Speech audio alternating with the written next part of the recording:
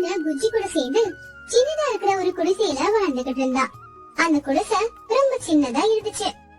பாவம் அந்த வீட்டுல வாழ்றதுக்கு அவங்களுக்கு எந்த விதமான வசதிகளும் இருக்கல. மழை காலம் வந்துச்சுன்னா போதும், நேரா மழை தண்ணி அவங்க வீட்டுக்குள்ளேயே வந்துடும். அது மட்டும் இல்லாம தண்ணியில நிறைய பூச்சி போட்டு அடிச்சுக்கிட்டு வரும்.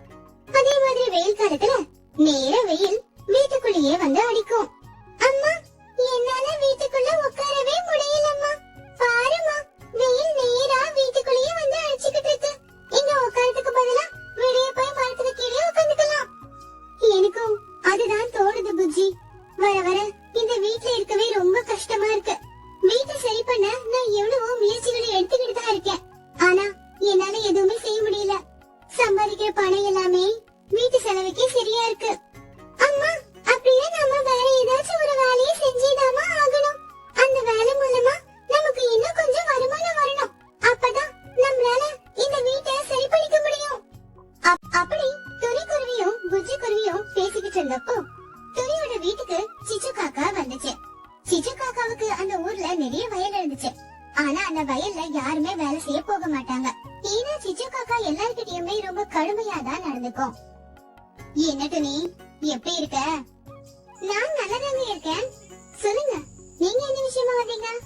இப்பெல்லாம் என்னுடைய வயல்ல வேலை செய்ய யாருமே ஒத்துக்க மாட்டேங்கிறாங்க. நீ மட்டும் வேலை செஞ்சேன்னு வச்சுக்கோ, உனக்கு நான் நிறைய பணம் கொடுக்கறேன். அதனால என்ன, கண்டிப்பா வரேன்.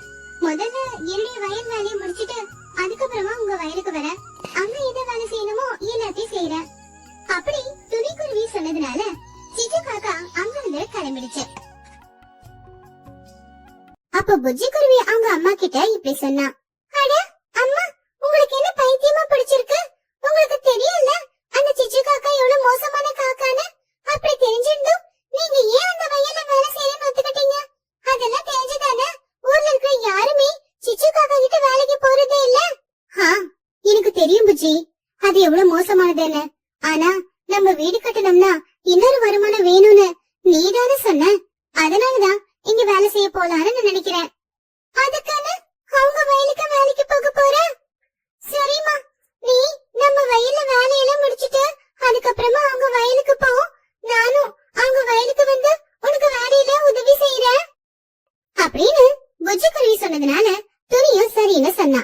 அதுக்கப்புறமா அடுத்த நாள் துணி குருவி அவளுடைய வயல்ல வேலையை முடிச்சுக்கிட்டு சிச்சு காக்காவோட வயலுக்கு போனா.